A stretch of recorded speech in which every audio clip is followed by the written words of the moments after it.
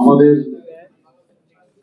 আবশ্যিক দেশনেত্রী বেগম খালেদা জিয়া বাংলাদেশের রাজনীতির ধ্রুবতারা। এই রাজনৈতিক কিংবদন্তির সঙ্গে আমি অত্যন্ত সৌভাগ্যবান যে এই রাজনৈতিক কিংবদন্তির সঙ্গে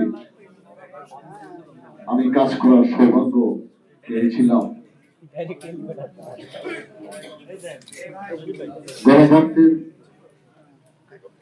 জন্য তিনি আকস্মিক ভূমিকা পালন করেছেন। তিনি ছিলেন গণতন্ত্রের অবিচল একজন নেত্রী। অন্যায়ের বিরুদ্ধে তিনি সংগ্রাম করেছেন। সাধারণ মানুষের প্রতি তার মমত্ববোধ ছিল অসাধারণ। দেশের নারীর ক্ষমতায়নে তিনি আন্তরিক প্রচেষ্টা চালিয়েছেন। সমস্ত গুণের জন্য আন্তর্জাতিক বিশ্বেও তিনি অত্যন্ত সমাদৃত ছিলেন।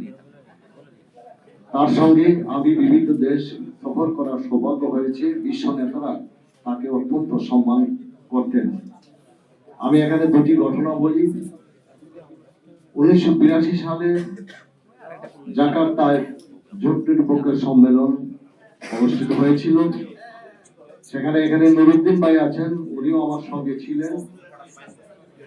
আমি দেখেছি যে আমাদের বিমানটি যখন জাকার্তার আকাশে তখন পাইলট ঘোষণা করলেন যে আমাদেরকে কিছুটা বিলম্ব হবে, কারণ আকাশে এয়ার জট সৃষ্টি হয়েছে, শতাধিক সরকার ও রাষ্ট্রপ্রধানের বিমান এসেছে।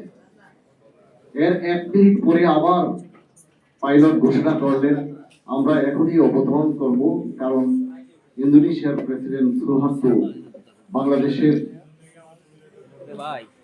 বেগম খালেদা জিয়ার সম্মানে তাকে আগে অবতরণের নির্দেশ দিয়েছে। একই সম্মেলনে ফিলিস্তিনের নেতা ইয়াসির আরাফাত বৈঠক করতে এসেছিলেন খালেদা জিয়ার সঙ্গে। আমরা দেখেছি তিনি সিটে বসার আগেই, সোফায় বসার আগেই দাঁড়িয়ে সেলুট করলেন এবং তার কোমরের রিভলভার উপরে উঁচিয়ে তোপধ্বনি দিয়ে তাকে সম্মান জানালেন সামরিক কায়দায়।